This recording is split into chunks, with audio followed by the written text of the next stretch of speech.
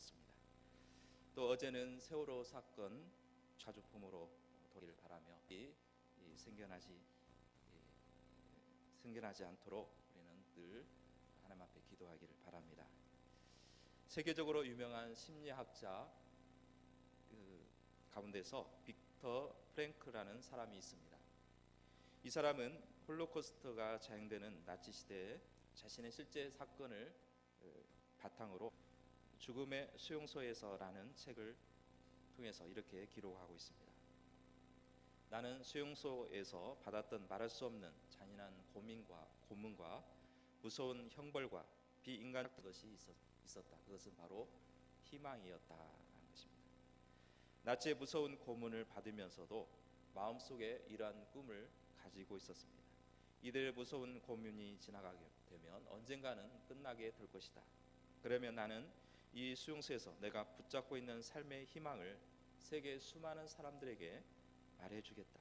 이 절망의 환경을 넘어서서 저 건너편에 있는 희망을 세상 사람들에게 보여주기 위하여 끝까지 이 고문을 견디겠다. 이렇게 수기를 쓰게 되었습니다. 그런 후에 극적으로 살아나게 되어서 전 세계 돌아다니며 삶과 희망의 의미를 말하는 위대한 심리학자가 되었다는 것입니다. 여러분은 주저앉고 싶고 도저히 일어날 용기나 힘이 없다고 생각할 때, 아니면 회생 불가능하다고 판단되었을 때 여러분은 어떤 선택을 하기를 원하십니까? 홀로코스터라는 죽음의 공포와 도저히 여기서 빠져나올 수 없을 것이라는 생각을 가졌지만 빅터 프랭크는 희망을 기대했다는 것입니다. 거기에 비하면 우리는 힘이 붙이더라도, 아무리 힘든 일이 있을지라도 희망을 버리지 말고 살아계신 하나님께 소망을 두시기를 축복합니다. 오늘 아주 다급하고 모든 것이 무너져 내릴 것 같은 그러한 절박한 사람이 있습니다. 그는 야이로라 이름하는 회당장이었습니다. 야이로 회당장은 그의 어린 딸이 사슴을 넘나들어서 유경에 빠져 있습니다. 얼마나 간절하겠습니까? 딸만 살릴 수만 있다면 어떤 일도 감수하겠다는 그러한 마음을 읽어볼 수 있습니다.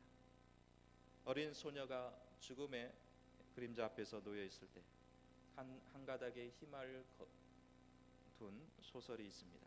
그 소설은 오헨리의 마지막 잎새입니다. 그 소녀가 폐렴에 걸려서 매일매일 침대에 누워 있었습니다. 그 소녀의 이름은 존시라는 이름을 가지고 있는데, 창밖에 보니까 가을바람에 추운 겨울에 이 담장이 덩굴에 잎이 하나하나 떨어져 생기 없이 떨어져가는 모습을 보면서 마치 자신이 이와 같이 자기도 이렇게 떨어져서 결국은 마지막 잎새가 떨어지게 되면 나도 생을 마감할 것이다 라는 생각을 갖게 된 것입니다. 존 씨의 단짝 친구인 수는 성공하지 못한 화가 베어만 할아버지에게 이러한 사실을 전하게 됩니다. 그러던 어느 날 거센 비바람이 지났음에도 불구하고 담장이 덩굴에 한 잎사귀가 여전히 떨어지지 않고 그대로 붙어 있는 것입니다. 그래서 이 때문에 존 씨는 희망을 얻고 용기를 얻어서 쾌유하게 되었지만, 건강한 베어만 할아버지는 갑자기 폐렴으로 세상을 떠나게 됩니다. 그는 존 씨를 위해서 비바람을 맞으면서 담장이 덩굴 담벼락에 마지막 잎새를 그렸던 것입니다. 제가 학생 때 교과서에 실렸던 소설로 잘 알고 있습니다. 인간의 갈등을 가지고, 또 인간적으로 보면은 실패한 늙은 화가 베어만이었지만 그 화가는 한 소녀의 희망을 살리기 위하여 밤새 최고의 걸작품을 남기게 된 것입니다. 한 가닥의 희망을 주기 위해서 베어만 화가는 자기를 희생했던 것입니다. 회당장 야이로는 한 가닥 희망을 가지고 예수님 발 앞에 엎드려 그의 절박함과 겸손을 나타내고 있습니다. 회당장은 그 주기를 보면은 성경에 나와 있는 서기관 같이 고위 종교 지도자는 아닙니다. 그 마을의 회당을 관리하고 안내하고 예배를 업무를 관리하는, 그래도 그 마을에 존경받는 인물이었습니다. 그는 공식적으로 말씀을 가르치거나 또 설교를 하지 않았지만은 설교자를 세우거나 또 모든 그 회당 업무를 행정 업무를 잘 총괄해서 회당을 관리하는 그러한 직책을 가지고 있는 사람들입니다. 이 회당장은 그래도 그렇게 사람들에게 존경을 받는 사람이었지만 하나님 앞에 예수님 앞에 무릎을 꿇으며 자신의 그러한 지위와 체면을 뒤로 한 채 자기의 딸을 살려달라는 애원을 하고 있는 것입니다. 인생은 자신의 권력과 부, 지위를 가지게 되면 저 사람은 참 힘이 있어 보인다, 모든 것을 가지고 있다라고 생각을 합니다. 그러나 더 큰 세력인 병이라든가 아니면 죽음 앞에서는 그 모든 것이 다 아무것도 아닙니다. 무력한 존재일 수밖에 없다는 것입니다. 이것이 우리 피조물의 연약한 모습입니다. 고난을 통해서 어떤 사람은 고난을 당하면 더 마음이 강팍해지고 더 굳어진 사람이 있는 반면에 어떤 사람은 고난을 당하면 어려움을 당하면 그것을 통해서 하나님을 만나려고 하고 또한 그것을 통해서 기적의 체험을 하는 사람들이 있는 것입니다. 특히 회당장 야이로는 예수님의 발 앞에 엎드린 자세는 성경 곳곳에서도 볼 수 있습니다. 그 중에 더러운 문둥병을 앓고 있는 사람, 또 거라사 광인, 귀신 들린 사람은 이러한 사람들이 하나님 앞에 예수님 앞에 무릎을 꿇습니다. 이방의 수로보니게 여인도 이 무릎을 꿇어서 예수님 앞에 겸손한 자세를 볼 수가 있습니다. 그 당시 종교의 그래도 지도자였던 회당장으로서 예수님 앞에 무릎을 꿇는다는 것은 결코 쉬운 일이 아닙니다. 그만큼 그 야이로 회당장의 마음을 볼 수 있고 그 간절함을 볼 수가 있다는 것입니다. 누가복음 8장 42절에 보면은 이는 자기에게 12살 먹은 외딸이 있어 죽어가니라. 오늘 말씀에는 단순히 딸이라고 소개를 하고 있지만 누가복음에서는 외동딸로 소개를 하고 있습니다. 자식이 하나밖에 없는 것도 소중한데 그것도 외동딸입니다. 연약하고 또 아직 어려서 이제 막 성장할 그런 외동딸입니다. 그런데 그 외동딸이 지금 죽음 앞에 놓여 있는 것입니다. 이제는 그 외동딸이 앞으로 얼마 있다가 죽음을 마감을 해서 이제는 꽃도 피어보지도 못하고 또한 자기의 모든 것을 다 잃어버리는 그런 안타까움에 놓여 있는 것입니다. 그러니 자기 딸을 주신다고 한다면 모든 것을 할 수 있지 않겠습니까? 그래서 이 회당장이 예수님 앞에 나와서 간청을 합니다. 자기 처지와 상황을 살펴볼 때가 아닙니다. 자기 체면을 살펴볼 때가 아닙니다. 하나밖에 없는 이 어린 딸을 죽어가는데 살려낼 수 있느냐, 그것이 문제였습니다. 종교 지도자들은 예수님을 향해서 위험한 이단이라고 생각을 했습니다. 자신들을 위협하고 또한 많은 무리들을 또 어지럽게 하는 그러한 사람으로 그렇게 받아들였습니다. 그럼에도 불구하고 이 회당장도 물론 그 이야기를 다 들었을 것이고 거기에 대한 예수님에 대한 선입견도 있었을 것입니다. 그러나 이 회당장 야이로는 그 예수님에 대한 선입견을 다 깡그리 다 버려버렸습니다. 우리가 보통 사람을 보거나 어떤 것을 볼 때에 선입견이 있습니다. 그런데 이 선입견을 말로 표현하자면 문자 그대로 미리 판단한다는 것입니다. 어떤 사람을 볼 때에 그 사람의 행동이라든가 그 사람이 무슨 생각을 가지고 있느냐 그것을 파악하는 것보다는 그 이전에 저 사람은 저런 사람이야 라고 미리 판단을 한다는 것입니다. 우리 생활 가운데 선입견으로 인해서 이를 바로 판단하지 못하고 잘못된 길로 나가는 사람들이 얼마나 많습니까? 사람을 사귈 때도 저 사람은 나쁜 사람이야 라고 선입관을 가지고 사귄다면 그 고정관념을 가진다면 제대로 된 그 사람과 만남을 이룰 수가 없을 것입니다. 이 회당장은 예수님께 대한 모든 과거의 선입견을 다 버리고 예수님께 나왔습니다. 자신의 체면도 버렸습니다. 당시의 사람들에게 인정받지 못한 예수님 발 앞에 엎드려서 도움을 구하고 있는 것입니다. 오늘 이 회단장의 그 태도는 또 열왕기하 5장에 보면 나아만 장군을 통해서 볼 수가 있습니다. 이 나아만 장군은 아람 나라의 군대 장관입니다. 아람 왕에게 인정을 받고 최고의 권력을 가진 사람입니다. 그런데 아무리 겉은 화려하고 근사하게 보인다 할지라도 그 안에 육체 안에는 이 썩어져 가고 또 문드러져 가는 그러한 문둥병을 앓고 있습니다. 그러니 이 나만 장군이 얼마나 고민이 되겠습니까?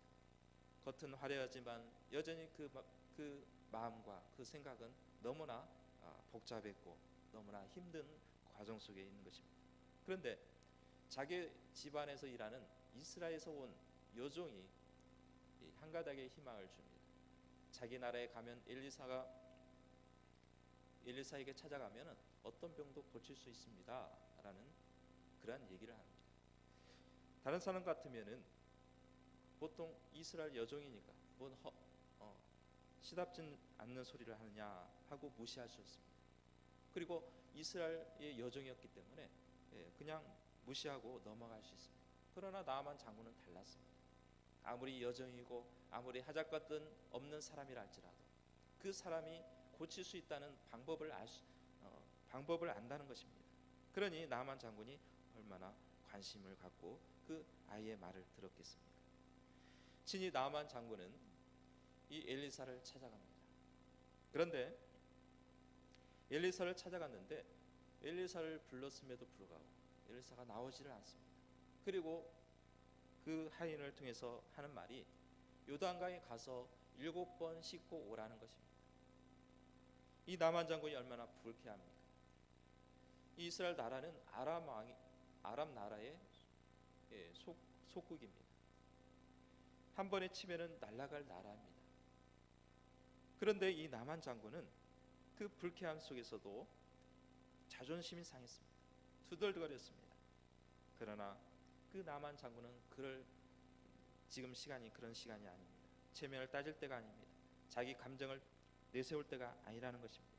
지금 자기 불치병을 고치는 게 문제라는 것입니다.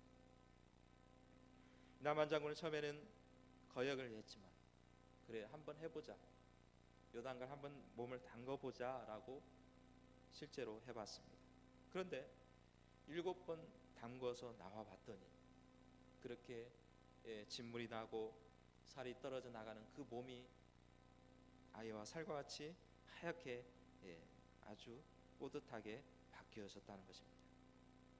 오늘 야이로 회당장은 예수님의 발 앞에 엎드려 간곡히 부탁을 하고 있습니다. 자기 딸을 구원해 달라는 것입니다. 이때 예수님께서 야이로의 말을 듣고 같이 가게 되었습니다. 그런데 그 많은 무리들이 따라오는 가운데서 혈루증을 앓는 여인이 중간에 나타납니다. 또 이 사건을 통해서 야이로는 두 가지를 생각할 수 있습니다. 하나는 지금 예수님 앞에 지금 이럴 때가 아닙니다. 지금 이렇게 지체하다가는 제 딸이 죽습니다. 제 딸을 먼저 고쳐주시고 돌아와서 이 혈루증 앓는 여인을 고치시면 안 되겠습니까? 그런 말을 하고 싶었을 것입니다. 또 다른 한편으로는 12년 동안 혈루증을 앓고 있는 이 여인이 예수님의 그 한마디에 그 뿌리까지 그 병의 뿌리까지 다 나은 것을 보았을 때 분명히 내 딸도 저렇게 깨끗하게 나을 것이다, 깨끗하게 회복될 수 있을 것이다는 확신을 가질 수가 있었던 것입니다. 그리고 나서 주님과 함께 이 회당장의 집에 도착을 했습니다. 도착하기 전에 이미 사람이 먼저 와서 슬픈 소식을 전하는 것입니다. 회당장, 당신의 딸이 죽었습니다. 이제는 더 이상 예수님이 오셔도 아무 소용이 없습니다. 만약에 예수님께서 안면이라도 있다면 조문은 할 수 있겠지만 번거롭게 오셔서 이 죽은 소년을 앞에서 오실 필요가 없습니다. 잘 모시고 돌아가시도록 하라는 것입니다. 자기 딸이 죽었다는 이 슬픈 소식을 들었을 때 모든 것이 다 무너져 내릴 것 같습니다. 예수님조차도 어찌할 수 없을 것이라는 생각을 했던 것입니다. 그러나 예수님은 그 말을 듣자마자 회당장에게 이런 말을 합니다. 두려워 말라, 믿기만 하라는 것입니다. 이 회당장의 그 말을 들었을 때 얼마나 위로가 됐겠습니까? 다른 사람은 다 죽었다고 하는데 예수님이 살았다, 두려워하지 말라는 것입니다. 그런데 딸이 살았을 때는 그것이 위로가 될 수 있습니다. 아직은 희망이 있기 때문에 그렇습니다. 그러나 이미 딸은 죽었습니다. 숨이 멈췄다는 것입니다.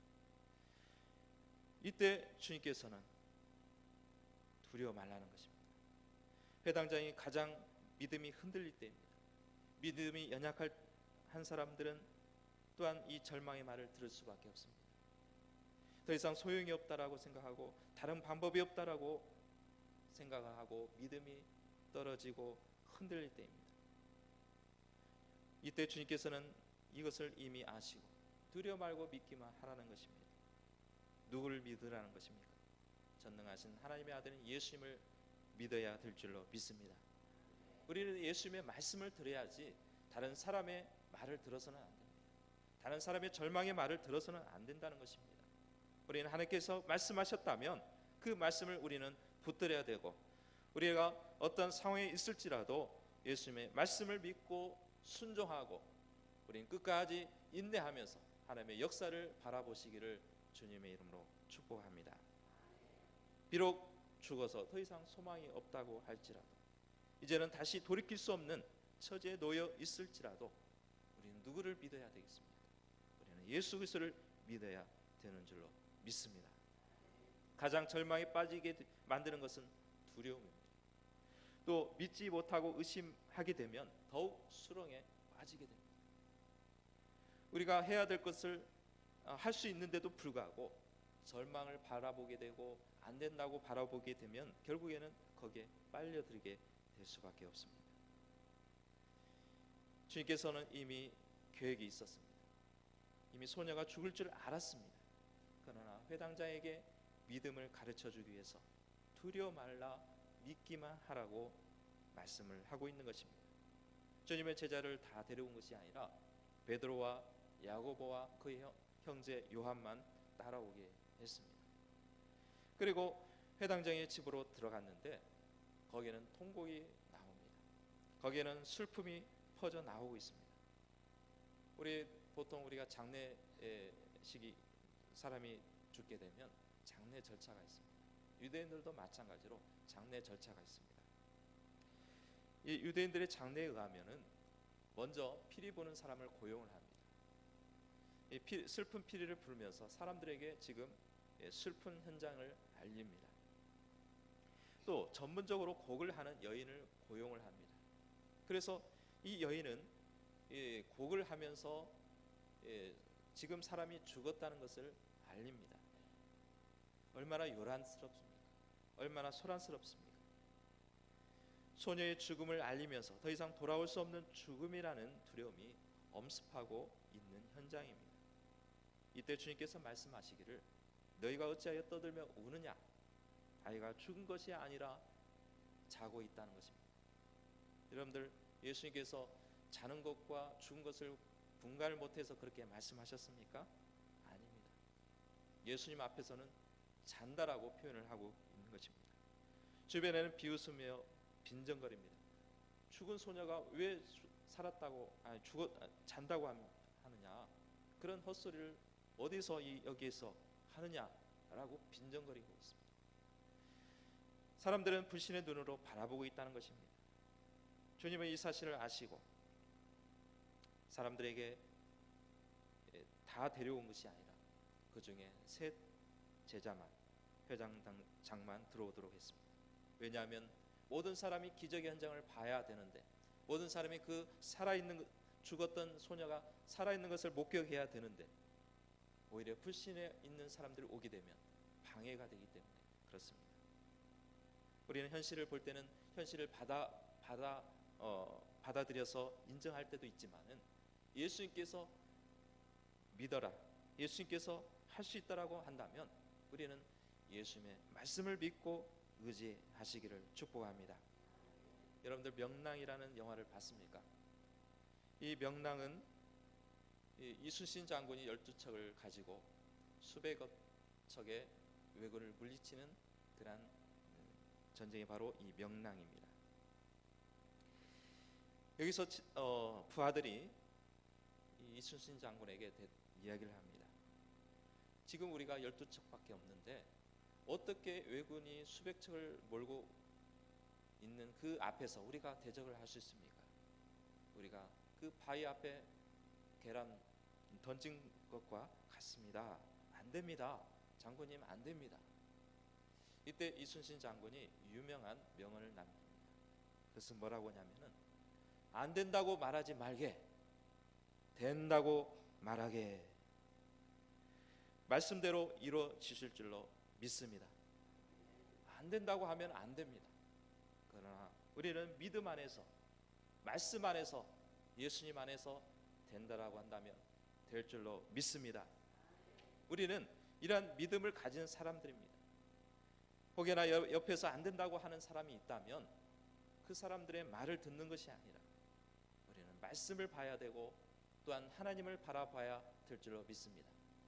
12 전탄꾼이 그 중에 10명이 안 된다고 했습니다. 그러나 2명만이 하나님의 말씀대로 우리는 정복할 수 있다라고 했습니다. 하나님의 말씀을 우리는 믿고 따르는 사람들이, 우리 모두가 믿음을 가지고 모여서 또한 그 믿음대로 행했을 때 우리는 불가능한 것이 가능케 하고 말씀대로 성취될 줄로 믿습니다. 주님은 소년을 향해서 달리다 쿰 하고 외쳤습니다. 이 달리다 쿰이라는 뜻은 무슨 뜻이냐? 이 달리다 쿰은 당시의 아람 방언입니다. 이스라엘 히브리어를 사용했던 사람들이 아람 방언도 썼습니다. 이것은 히브리어와 아람 방언이 어느 정도 비슷하기 때문입니다. 이 달리다 쿰이라는 뜻은 내가 내게 말하노니 일어나 소녀야 일어나라라는 것입니다. 이것은 자고 있는 사람을 깨우는 것입니다. 죽어 있는 사람을 향해서 여러분들 시신 앞에서 일어나라, 깨어라 아무리 얘기해도 깨어나지 않습니다. 왜? 죽었기 때문입니다. 그러나 예수님께서는 이 소녀를 향해서 일어나라는 것입니다. 네가 자고 있는데 지금 일어나라는 것입니다. 제 아들도 보면은 아침에 잘 일어나지를 못합니다. 그러면은 막 흔들어댑니다. 막 소리를 지릅니다. 그리고 머리를 들어서 막 울립니다. 그리고 막 기지개를 켜고 겨우겨우 해서 이제 일어나면 이제 막 소리를 지르면 이제 막 겨우겨우 일어납니다. 자는 아이는 그렇습니다. 피곤하면은 잘 일어나질 않습니다. 그러나 깨우면, 흔들면, 또 무슨 수단을 들어라도 이렇게 세우면은 아이가 눈을 뜨고 일어나는 것을 볼 수 있습니다. 주님은 이 소녀를 향해서 달리다 쿰 하고 일으켜 세우는 것입니다. 의사였던 누가복음 8장에서도 이 사건이 그대로 나와 있는데, 이 아이가 영이 돌아왔다라고 표현을 합니다. 우리 죽었다는 것은 의학적으로 보면은 숨을 멈췄다, 또 심장이 멈췄다라고 판단을 하면 의사가 죽었다고 사망 선고를 합니다. 또 성경적으로 우리가 표현을 하면 육체와 영이 같이 있어야 되는데 육체 영이 분리가 되면 이것은 죽었다라고 표현을 합니다.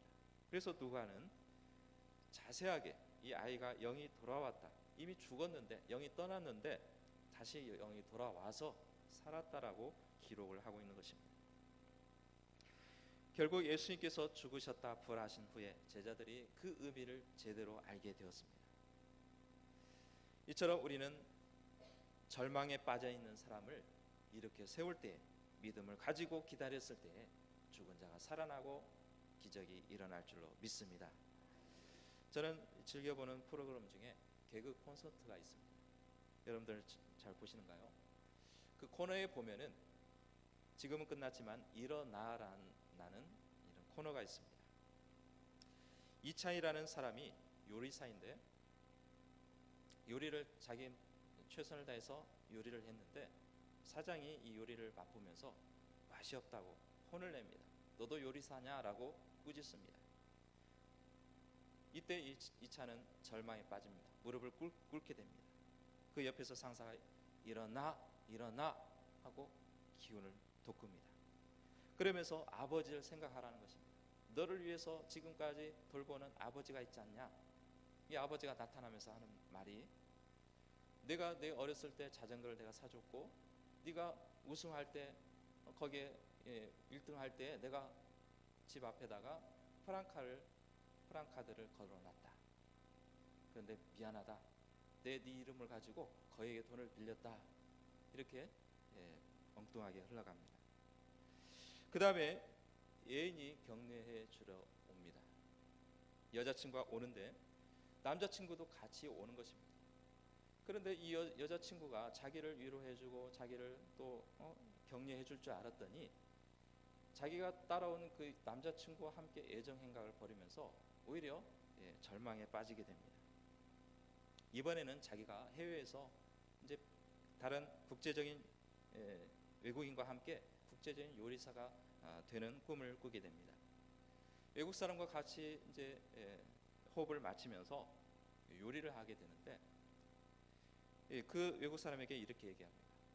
거품기 가져와라고 하는데 그 외국 사람은 그 거품기를 잘못 들어서 거북이를 가져옵니다. 또 꽃등심을 가져오라는 것입니다. 그랬더니 이 외국 사람이 고두심의 사진을 보여주면서 가져오는 것입니다. 이번에는 등심을 가져오라고 지시를 했는데 이 외국 사람이 하는 말이 뭐냐면은 욕하지 마. 등심을 등신이라고 들었던 겁니다. 결국은 머리를 쥐어짜면서 절망하는 것을 봅니다. 개그이지만은 사회를 상당히 풍자한 면도 있습니다. 옆에서 아무리 도와주고 격려를 해주고 뭔가 도움을 주려고 하지만은 오히려 일을 못하게 하고 오히려 힘을 빠지게 하는 사람들이 있습니다. 그러나 사람들은 도움을 주려고 하지만 아무리 힘이 되려고 하지만 여전히 거기에서 헤어날 수 없을지라도 우리는 주님을 의지하고 바라볼 때 우리는 주님을 끝까지 믿고 따르게 된다면 결국은 소녀가 일어난 것처럼 우리 삶이 변화되고 우리의 또한 모든 것이 변화될 줄로 믿습니다. 사탄은 어떤 역할을 합니다? 사탄은 의심을 줍니다. 불안을 줍니다. 그래서 이 사탄이 결국 불안을 주고 의심을 주고 또 절망에 빠지게 하는데 어디까지 가냐면은 영원히 빠져나올 수 없는 멸망의 길로 인도한다는 것입니다. 얼마나 무섭습니까? 그러나 우리는 사탄의 종이 아니라 주님의 종이기 때문에 주님을 의지하는 자는 생명을 얻고 용기를 얻으며 이 땅에서 자신 있게 살아갈 줄로 믿습니다. 초대교회 성도들은 갖은 핍박과 또 고문을 당하고 또 순교를 당했습니다. 기독교에 가담했다는 이유로 어머니와 그 아들이 로마의 원형 극장에 갇히게 되었습니다. 얼마 있다가 사자들이 몰려옵니다. 이 어린 아들은 무섭다고 엄마를 향해서 막 무섭다고 울고 있습니다. 이때 엄마는 그 애를 감싸 안으면서 이렇게 얘기합니다. 애야, 눈을 조금 감고 참으려. 얼마 있지 않냐면 환한 빛이 밝아올 것이란다 하고 예수님을 끝까지 부인하지 않았다라는 것입니다. 인생에 있어서는 죽음 앞에서는 어느 누구도 거기서 떳떳한 사람이 없습니다. 자신 있는 사람이 없습니다. 그러나 주님께서는 죽음조차도 그것은 오히려 앞으로 영원한 삶을 위해서 영원한 쉼을 위해서 필요하다라고 말씀합니다. 인생에서는 피곤하면 잠을 잡니다. 이것은 쉬기 위해서 그렇습니다. 낮에 열심히 일을 하고 또한 뼈 빠지게 일을 하지만 그것이 계속 지속되는 것이 아니라 밤이 되면은 다시 일을 마무리를 하고 쉼을 얻게 되고 잠을 자고 다시금 새 힘을 얻어서 다음 날을 또 시작을 합니다. 죽음도 마찬가지입니다. 죽음은 그것이 끝이 아니라 죽음을 통해서 내가 이 일생을 통해서 수고하고 또 여러 가지 힘든 일을 겪어왔지만 또한 여러 가지 보람된 일을 해왔지만 이제는 쉴 때가 되었다는 것입니다. 이제는 영원한 세계에서 안식을 얻으라고 말씀을 하고 있습니다. 우리는 바로 우리 죽음 앞에서는 영원한 안식을 위한 잠을 자듯이 우리는 쉬게 될 줄로 믿습니다. 또 주의 나팔 소리가 천사들과 함께 부르짖게 되면 죽은 자들이 일어난다고 말씀합니다. 무덤에 자고 있는 영혼들이 먼저 일어난다는 것입니다. 우리는 주님께서 재림하실 때 천군 천사들과 함께 왔을 때 우리는 영원한 주님과 함께 또 저 영원한 천국에 살아갈 줄로 믿습니다. 소년을 향해서 달리다굼하고 죽음에서 일으킨 것처럼 잠자고 있는 영혼을 일으키셨던 것처럼 주님을 신뢰하고 때로는 답답하고 때로는 풀리지 않는 문제가 있을지라도 회당장처럼 겸손하게 주님 앞에 무릎을 꿇으시기를 주님의 이름으로 축복합니다. 그래서 우리는 우리의 삶이 변화되고 또 안 된다고 얘기할 것이 아니라 주님 안에서 할 수 있다. 주님 안에서 우리는 변화될 수 있다. 주님 안에서 우리는 생명을 얻을 수 있다는 확신을 갖고 또한 이 땅에서 이 믿음으로 승리하시기를 주님의 이름으로 축복합니다. 기도하겠습니다. 거룩하신 하나님 아버지 감사드립니다. 오늘 회당장의 딸을 죽음에서 살려주셨습니다. 이것은 주님께서 역사하시며 주님께서 또한 죽은 자를 살려주시는 놀라운 기적을 베풀어 주셨습니다. 우리는 안 된다고 생각할 때, 절망에 빠져 있을 때, 회생 불가능하다고 생각할 때 주님께서 두려워하지 말고 믿기만 하라 하는 그 말씀을 듣고 우리는 주님을 더욱 바라보고 끝까지 인내하며 참아내며 주님께서 역사하실 때까지 우리는 승리의 삶을 살아갈 수 있도록 주님 축복하여 주시옵소서. 감사를 드리며 예수님의 이름으로 기도드립니다. 아멘.